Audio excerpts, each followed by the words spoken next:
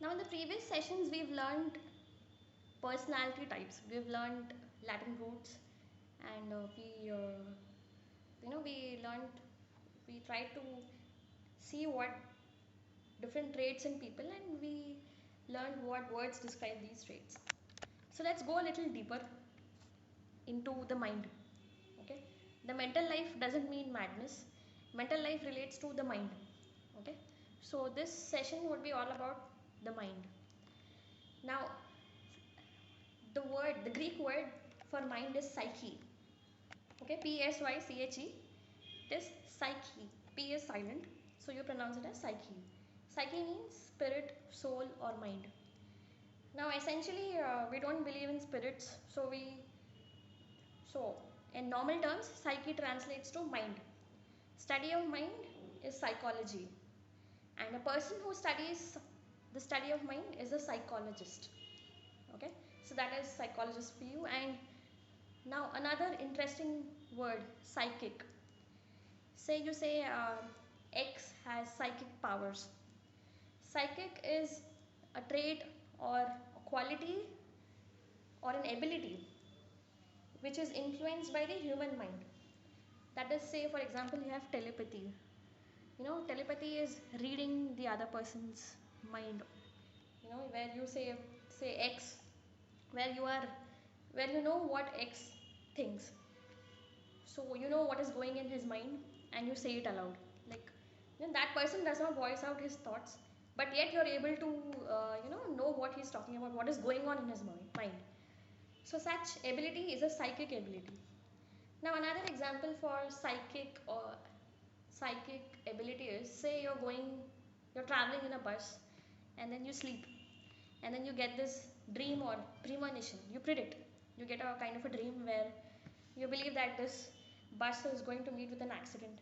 So you wake up and then you believe that you see around, and probably you come across this stop or this location which came into your dream which matches. So you believe that whatever happened in your dream is going to turn true, so you warn the driver, you prevent an accident. So you predict what happens in the future. That is a skill related to the mind. That is a psychic nature. Now again, very famous in psychological thriller movies, you also notice children, you know who are able to talk to ghosts, devils. So this is again, we don't know the extent of genuineness of these abilities, but they're very interesting, and very famous, very entertaining. They make for entertaining movies and entertaining books. Coming to psychopathic. Psychopathic is again two words, psyche and pathos. Pathos means disease. So disease of the mind, a person with a diseased mind, a person who suffers from a disorder is a psychopath. Psychopath is essentially a kind of a sadist, or a crazy person, or that person is just not normal. Like, you have this joke in this picture which says that there are 3.5 times more psychopaths in the senior executive positions than there are in the general population. So your boss is a psychopath. That's the best example. And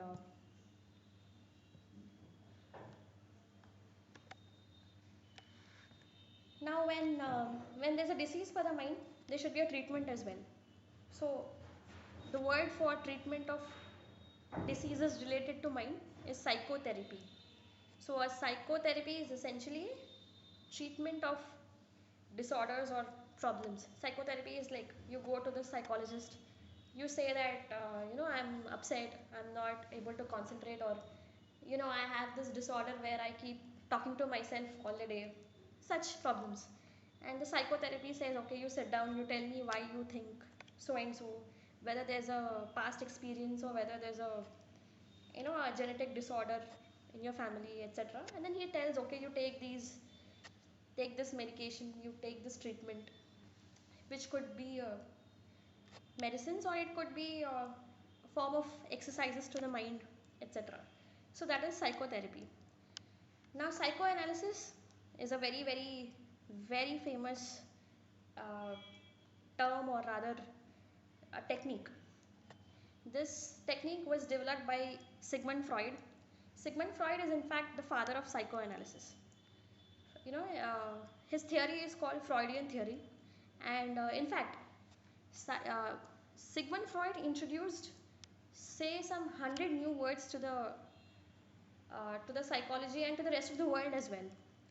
His uh, his theory or his concept is beyond the scope of this video, but it's important to keep in mind that psychoanalysis is essentially like, they believe that whatever your whatever the consequence of your action, like whatever you're doing now, this is because there is something going on in the unconscious mind. Like, say for example, you know I so psychoanalysis is basically this person, he sits next to you and he tries to question you, he tries to probe or go deep into your unconscious mind. Unconscious mind is, again, there are three types: conscious, subconscious, and unconscious. Conscious is what you are aware of. Subconscious is the mind between conscious and unconscious. And unconscious is your innermost mind. Okay, so I am talking to you now, that is conscious. Now subconscious is, I am talking to you and I am thinking of what to talk next, that is subconscious. And unconscious is that innermost drive in me which says that, say probably this video has to go well, or or that I'm hungry, or it could be anything. It could be a deep rooted need or thought. That is what happens in your unconscious mind. It is, even you don't know what is going on. I mean, even you cannot point out what is exactly there. Yeah, but your actions, your behavior is in fact a reflection of your unconscious mind. That is what psychoanalysis says. It says that if you are able to study this state of mind, you will be able to treat the problems or the issues or disorders faced by the person. That is psychoanalysis. Psychoanalysis also has three important words: id, ego, and superego. We will talk about them sooner. Yeah. Now psychosomatic is, again, the influence of unconscious mind on bodily diseases. Now say I go to work, and then I'm given this assignment which is very stressful. So I'm so stressed, I'm not happy with it. I'm so upset with it. So my mind is constantly thinking, why should I do this work? I'm not happy with it. It is not, there is no motivation or there is no recognition, etc. So I'm constantly upset. Now when my mind is upset, what psychosomatism says is that it influences your functioning of your body, that is your physical health. Your mental health influences your physical health. So I am upset, I am not happy with my work. So this translates to me getting a headache, or developing a backache or a neck pain or whatever. So psychosomatism is soma, which means body, and psycho is mind. So influence of the mind over the body. Now these people, they say that if your mind is strong, so is your physical health. And the treatment involves curing your mind related problems. So what psychosomatism says is, you try to reduce the stress in your life, automatically you will lead a physically healthy life. That is what psychosomatism is about. Now let's come down to another Greek root, graphene. Graphene is, again, you must have heard graphics. So what is graphics or graphene? It means to write, a kind of a writing, or an image, or a inscription. Graphene is essentially write. Okay, so let's see where this root occurs and what words we can learn. Graphology, as we've discussed previously, logos is study or science. So study of writing is called graphology. You must be wondering, like, there are these group of people who tend to analyze the personality of the other person by analyzing the handwriting of that person. So in this picture we can see the different analysis or inferences which graphologists make by the way the letter T is written. Now you can see in this picture there's this T and there's a cross which you write on T. So if it is small, it means you're not confident, and if it is average, that crossing, if it is average, you're calm and you have a lot of self control. If it's too big, it means you are very energetic. And then and not only the way you draw it, but how dark or how light you mark this cross, even that talks volumes about your personality according to graphologists. So they say that if this crossing is smaller than the T itself, it means you're very sensitive. If it's very heavy, then you have a lot of energy with you. And if it starts with thick end and ends with thin end, you're a very sarcastic and very smart person. And if it's the other way around, then you have to watch out because you are a criminal and you are very brutal. You should be away from the society. That is what this from this letter T and the way you write it, you can it classifies you as a very energetic or a smart person to a downright a criminal. So that is what graphologists do. Now this science is debatable. You can't exactly say that it is all true, and you can't exactly say it is false either. Yeah. Now let's come down to the beauty part of writing. Some people are blessed with beautiful handwriting. Everything, it is so pleasurable to the eyes, their handwriting, you know that you feel like you go to this person and then you say, okay, you write this letter for me, or you write this on certificates. Especially you ensure that this person writes on that certificate because it looks beautiful. So the art of beautiful handwriting is calligraphy. Kalos meaning beautiful and graphy meaning writing. So a calligraphist is a person who has this art or who has this ability to write in a very beautiful manner. Yeah, as you can see these alphabets A, B, C, D, very good looking alphabets, or if you call them that. Now there are again this section of people who cannot write so beautiful words, etc. Now we wonder what graphologists infer from this. So cacography is essentially the opposite of calligraphy. Caco is bad or harsh, not good to the eye. So a person who writes bad handwriting, so you simply cannot understand what they're writing. Probably the person who has written himself will know what he has written. And very famous example is doctors who write medicines on prescriptions. Only the pharmacist can understand what he has written. So one example of cacography. Another set of words from the word graphene. There are many words actually, very interesting words. First being cardiography. Like you must be going to probably a hospital, and then you must be noticing some people where tests are being done to the heart, and then you must be seeing something as in this picture, like heart and these lines. So essentially it tests the functioning of the heart. Cardia is heart and graphy is right. So cardiography is a test which measures the functioning of the heart, how well the heart is working, in the form of a report which has drawings something like this. Now don't ask me what these drawings mean because only the cardiologist can say what it entirely means. So essentially cardiography is a heart writer when translating from the Greek.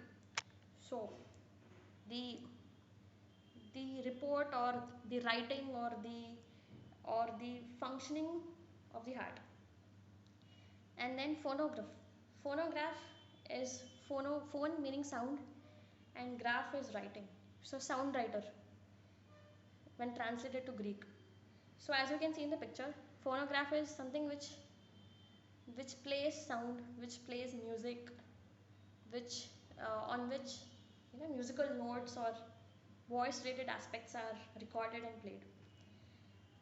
Now another very familiar word, telegraph.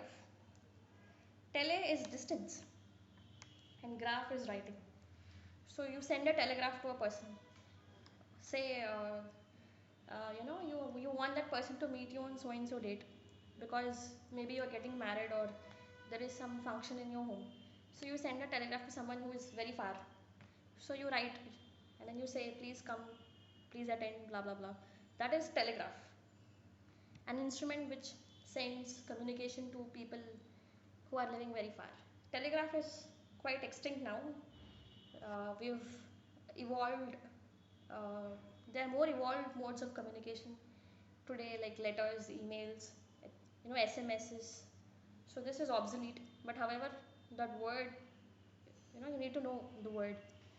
And then photography, which everyone of you must be liking. Photography is this very interesting word, photon, or photos rather. Photos is again light. So written by light. Photography essentially is a lot about lighting. Like it captures the light into an image. So that is photography. Now photos, I'm sure you must have learned again in your biology, photosynthesis. So something which is made from light. Plants make food from light, photosynthesis. And then you must have learned photon, or photon is again something like related to light, speed of light, etc. And then you have biography. Biography, the word bio meaning life, like you have biology, study of life. And then you have biosphere, the part of the earth where you can find life, that is biosphere. And then you have many words from bioengineering, etc. So biography is, graphy is write, bio is life, writing about your life. Like you have this very famous biography written by Mahatma Gandhi, My Experiments with Truth. So it is his writing about his life. That is biography. It tells about the events, the situations that led to certain other events in a person's life in a chronological manner.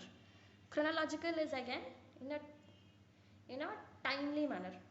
If something started at 1910, biography is what happened in 1910 when the person is born, what happened in 1920, 1930, 1940, so on. So that is about biography, and that is all about this Greek root graphy. So we have learned newer words, and in the coming video we'll be doing a review on all the words we have learned. We will be doing some exercises, and also we'll be introducing a video on grammar. So a lot more to do. See you very soon. Thank you for being with us.